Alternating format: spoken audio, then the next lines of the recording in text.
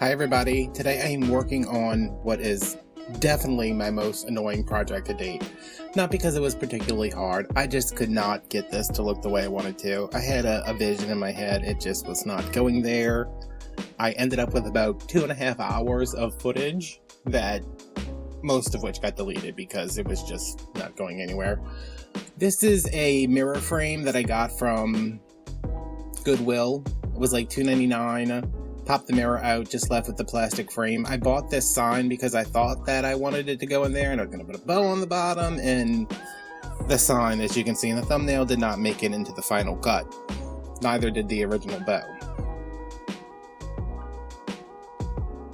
So I'm using Waverly Chalk Paint and Lacquer. It's this really nice red. A little deeper. I think they have one that's a little lighter, or maybe less deep. You know, it's less saturated, or maybe it's more orange, I don't know, but I like this one better. And all I'm doing is painting the frame with the worst brush I've ever used. I know that chip brushes aren't spectacular to begin with. This is horrible. I'm gonna speed up here because, I mean, do you really need to watch paint be applied? No, I'm not gonna subject you to that. I pick so many bristles out of here.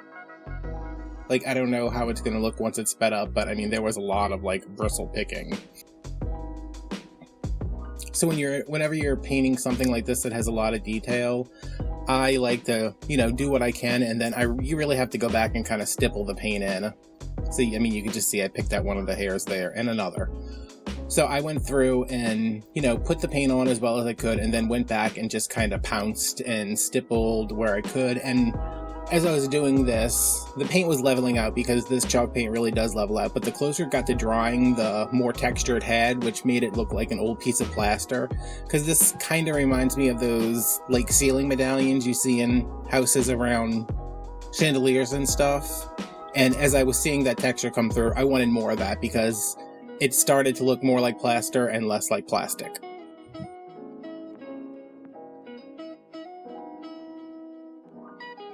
So yeah, that was pretty much it. And when it was dried, it was beautiful and matte and so red. I knew it was going to be red. I mean, I painted it red. I knew what color the paint was, but it was super red. And you lost all the detail because the paint is flat, because it's just one solid color. So I'm going in with some chalk paint in white. This is the Waverly again. I mean, that's all I ever use because that's all I have available to me geographically. And I don't see any problem with using it. And I'm just using the same chip brush again because at this point it's been used and washed and dried, and I did a thorough like debristling before I started using this again, and I'm using just the lightest little bit on the edge of the brush here and tapping most of it off so I can just highlight the raised areas. And I don't know exactly how this project went so wrong. I was tempted to include the pictures that I took because everything was done. It was done, the pictures were taken, I was ready to edit the video, and then I was like, I hate this. I sent it to my mom and she was like, oh, is that what you were going for? And I sent it to one of my friends and she was like, oh. So, I don't know. I tried to make it work as this vision I had in my head, and then I said, you know what, you might think that looks good in your head, but it did not translate. The sign that I picked out for this ornate frame was way too rustic. That went first. I had a giant rag bow on here, which I like the rag bow. It just didn't go with the frame because the frame is very, you know, I mean, it's got like a lot of detail on it. It's very ornate. It's not gilded or anything, and I do end up putting a more rustic bow on it to kind of tone down that ornateness, but I mean, this went through a lot to get to the finished product. And if you put too much paint on like I did right there, I just went through with like a damp towel and just kind of wiped it off. When you're distressing stuff like this or whitewashing stuff, it's good to have a little wet towel around in case you get a little overzealous with your paint.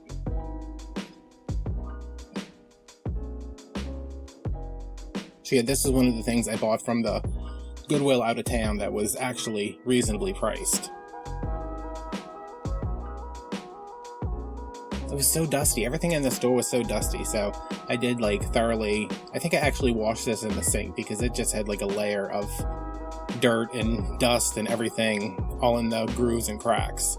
Now I'm making a bow using some Christmas ribbon from Walmart. This one right here is from Walmart, and one from Dollar General, maybe? Family Dollar? And I'm starting off with 4 6-inch loops. And I wanted this to have a couple of longer tails. So I'm switching back and forth between the burlap color, the red color. They're both like burlappy, kind of Judy, like natural. I like that burlap color has the black on the edge. And then these are 5 inches, I think. Yeah. I feel like I'm kind of getting better with this easy bow maker, but I mean, this is really sped up. It takes me a long time because I am just...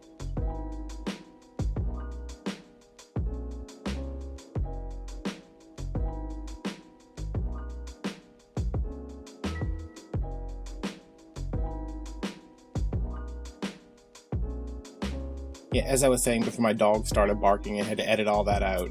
It just takes me a long time to, get where I'm going. I'm fussing with it a lot more than it probably needs to be fussed with. Now, every time I come in, I'm just coming in like an inch, maybe a half an inch. I think, no, these are like 4 inches. Oh, no, they're 5. Look at that. I just decided right there. And I'm still not 100% sold on this bow.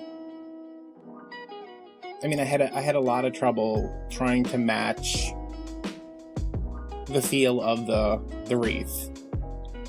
The frame. It wasn't, I don't know.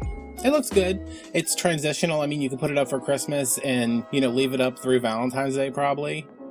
If you wanted to put something Christmassy on it for Christmas and then take that off and put a heart on it. I had a heart on the original one, but I said, let me just leave it as it is, because this way you can see it for Christmas, you can see it for Valentine's Day, you could add something blue to it for 4th of July. There's a lot that you could do with this.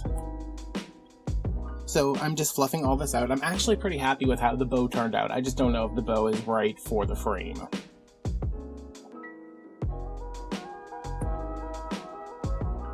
I watched a couple of bow tutorials, and I watched one girl, she was doing something, and I was just like, oh, like, you ever watch something and it just like clicks and you're like, oh, that's how it's supposed to be.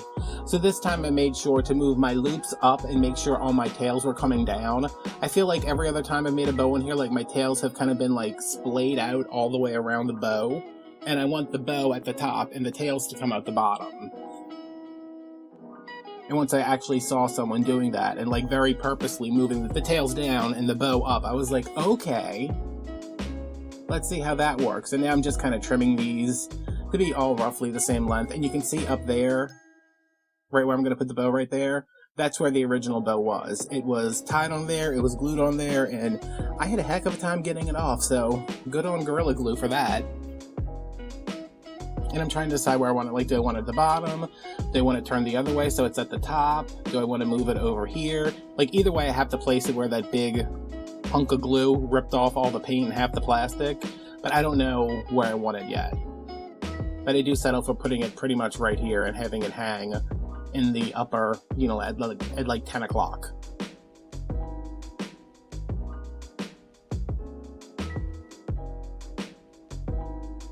See, I mean, there's that space in the middle. You could put like a little ornament in there for Christmas, put a heart in there for Valentine's Day, add something patriotic. I mean, it's a red and white wreath, so you can go kind of anywhere you want with it. And I didn't like it in the middle like that, so I did leave it off to the side.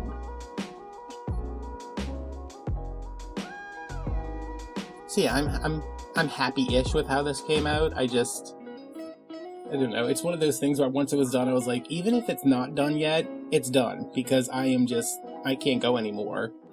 So this is the finished product here without any ornaments or any other accoutrement besides the bow. And you can see how nicely that whitewashing highlighted everything and a little bit of the texture. So thank you guys for watching. I hope you enjoyed this. I hope it encourages you to go find something besides a wreath form for a wreath. And if you could please like, comment, subscribe, turn on notifications, follow me on Instagram, share this video, talk to me down below, all that good stuff. I would greatly appreciate it. And I will see you guys on Monday.